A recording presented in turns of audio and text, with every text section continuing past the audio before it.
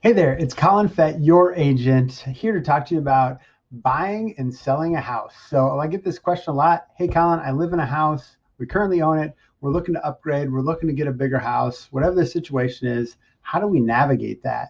Well, luckily, I'm here to tell you.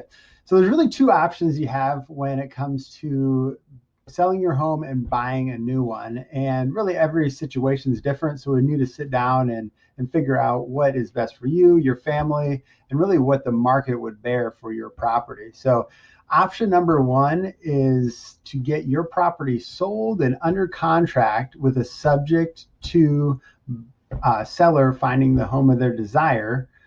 And then you go and find your home of your desire. We'd have a further out closing date. And then when you go to buy that next home, you'd have a little more ammunition to make that offer and get an acceptable offer.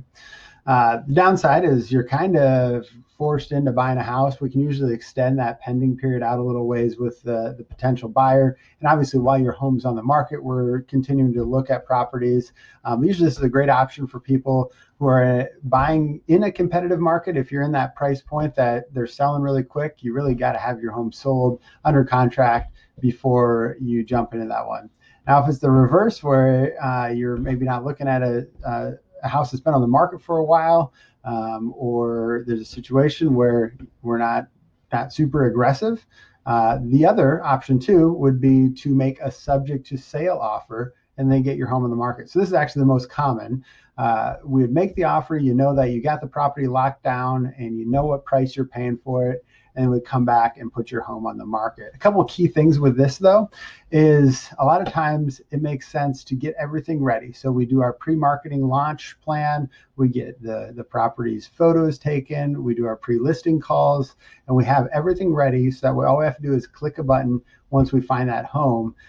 If we're doing it in reverse, we could spend a couple days to a week getting the home ready, and all the while losing time on that home that you had the contract on. So the way that works, you make an offer on the property, it's subject to sale. Pretty typical in our market is 48 hours subject to sale, subject to the sale of your home.